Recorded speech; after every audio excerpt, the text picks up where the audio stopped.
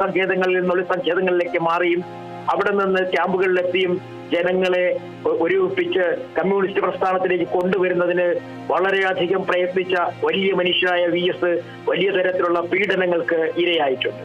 വലിയ പോലീസ് മർദ്ദനങ്ങൾക്ക് ഇരയായിട്ടുണ്ട്. രാജഭരണ സമയത്ത് ഭരണാധികാരികളുടെ സുരക്ഷാ ഉദ്യോഗസ്ഥരുടെ മർദ്ദനത്തിനിരയായിട്ടുണ്ട്. കാലിൽ വയണറ്റ് തറച്ചിട്ടുണ്ട്. അങ്ങനെ ഒരു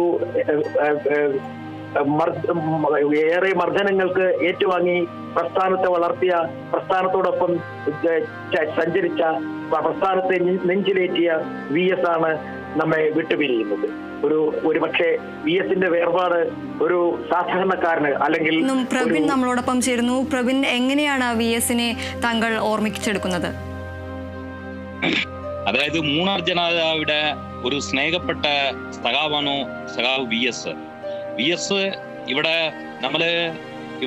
പെണ്ണുരിമ സമയത്ത് നമ്മളോട് ഒപ്പം ഇരുന്ന് തന്നെ ആ ഏജ് നോക്കാതെ ഈ ജനതയോട് ഉണ്ടായിരുന്ന ഒരു സഖാവ് പോകുന്ന സമയത്ത് എനിക്ക് സഖാവിന്റെ കൊട പിടിച്ച സമയത്ത് ആ കൊടയെ പോയതായിരുന്നു.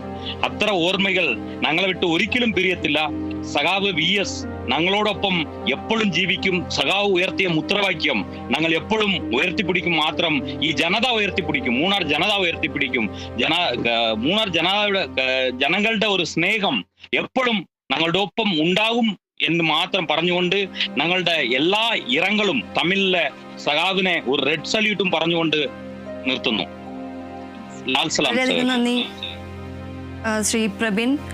ഇപ്പോൾ സൂര്യഗായത്രി നമ്മളോടൊപ്പം ചേരുന്നു. സൂര്യ, VSന് വിട നൽകാൻ നിരവധി ആളുകളാണ് സംസ്ഥാനത്തിന്റെ പല ഭാഗത്തു നിന്നായി എത്തുന്നത്. അവസാനമായി തങ്ങളുടെ വിപ്ലവ സൂര്യനെ അവസാനമായി ഒരു നോക്ക് കാണാൻ, അദ്ദേഹത്തിന് ആദരാഞ്ജലികൾ അർപ്പിക്കാനായി നിരവധി ആളുകളാണ് ഇപ്പോൾ ദർബാർ ഹാളിലേക്കാണെങ്കിലും അദ്ദേഹത്തിന്റെ വസതിയിലാണെങ്കിലും ഇന്നലെ മുതൽ നിരവധി ആളുകളാണ് അദ്ദേഹത്തെ അവസാനമായി കാണാൻ. നിരവധി പ്രതികരണങ്ങൾ നമ്മൾ കണ്ടതാണ്. അന്നേരം ആ സമയങ്ങളിലെല്ലാം അവരുടെ വളരെയധികം പ്രിയപ്പെട്ട ഒരു നേതാവിനെ, അവരുടെ കുടുംബത്തിലുള്ള ഒരാൾ നഷ്ടപ്പെട്ട ഒരു സങ്കടമാണ് എന്നടക്കമുള്ള കാര്യങ്ങൾ പറയുന്നത് നമ്മൾ കേട്ടു. സൂര്യ, തുടരാം.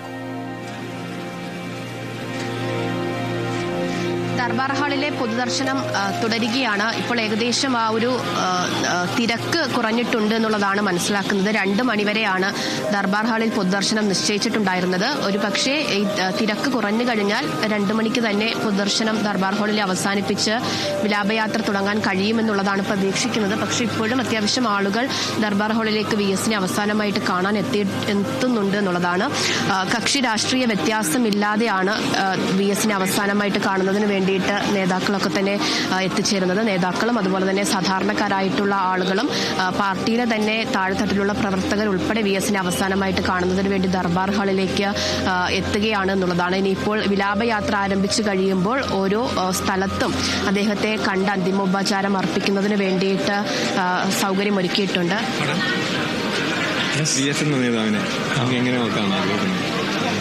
VS നേതാവിനെ മാറ്റി നിർത്തിക്കൊണ്ടൊരു കേരളത്തിലെ ഇടതുപക്ഷ പ്രസ്ഥാന ചരിത്രമില്ല. അതില് VSന്റെ ഏറ്റവും വലിയ സംഭാവന ഇവിടുത്തെ അസംഘടിത മേഖലയിലെ പാവപ്പെട്ട തൊഴിലാളികളെ സംഘടിപ്പിച്ച് ഇടതുപക്ഷ